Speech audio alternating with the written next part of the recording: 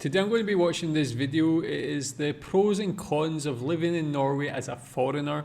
So yeah, I've watched some videos like this before, and it's mostly pros honestly, so it'll be interesting to see what the cons are, if any. Yeah,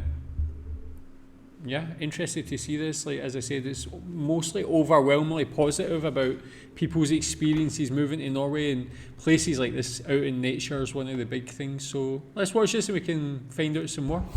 In this video, I'm going to give you pros and cons if you're moving to Norway as a foreigner or just as a student, as anything. Of course, pros and cons are subjective, but in this case, I think most people agree with me. Let's dive in.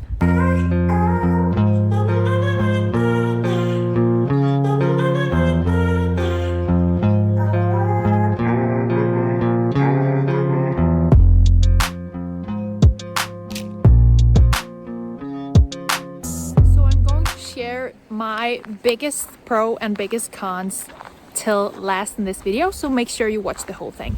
But first of all, I'll give you a pro. So a big pro here in Norway is that the welfare system is absolutely amazing. Schools, kindergarten, hospitals, and everything, you can trust that it's really great. Plus, another bonus is that everything is safe. You can go on the street and be safe. You can let your kids go on the bike and still be safe. It is no problem. So a con here would... Yeah, so with regards to things like the services, healthcare, education, how do Norwegians feel about the level of education and healthcare? Is it very good in your opinion to start with, but have you seen it improving? Is it stagnant? Have you seen any drop-offs in any areas? Can look at that over like say a couple decades time period or just more recently. Tell me what your experience is and what you think about it, and how accessible is that to foreigners who move to Norway? Be that it's a really big country, and meaning that public transport don't take you anywhere. So if you want to go to some amazing hike somewhere and you're living in a smaller city or just also in Oslo, you are pretty much dependent on having a car, and that's expensive. Another big pro here. Yeah, with that as well, how expensive is it to have a car? Like, I feel like if you live in Norway, it would definitely be worth it to go and explore all the more rural or the other parts of Norway that are further away. So a car would be kind of necessity, not just for living in a city. But how much does a car cost in general? Like the running cost, the monthly cost for petrol, tax, things like that. And I know that Norway is one of the highest users of electric cars, so are people more and more still moving towards electric cars?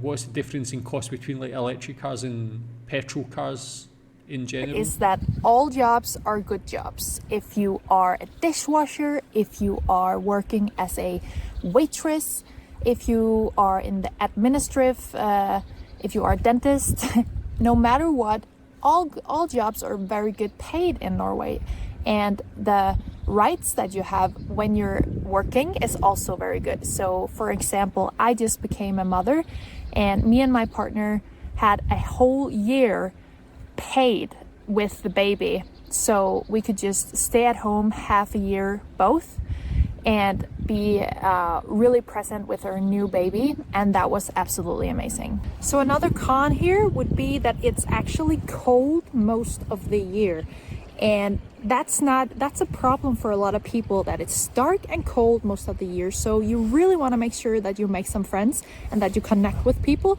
during the time when it's cold and dark, because you're gonna need it. So another big pro, if you ask me, if you're moving to Norway, is that people here are pretty much up for physical activities all day. They don't sit at home and game or watch Netflix. They're up for doing something fun and social. So that's really a big pro moving to Norway.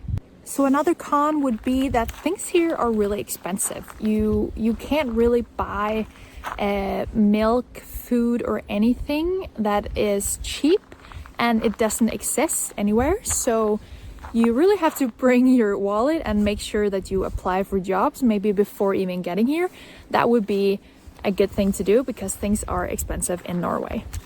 So another big pro, if you ask me, if you're moving to Norway, is that people here are really, really nice. Like they really have a big heart and they're not busy people. Trust me, they have all the time in the world and is ready to give you a hand if you need it.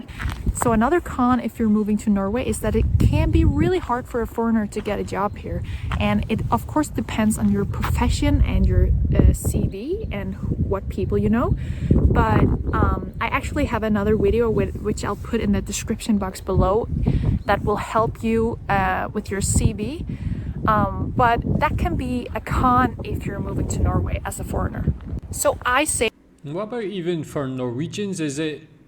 I know that she's saying that every job's a good job and they're all well paid and you have a lot of good rates and things. And I've seen that on videos before.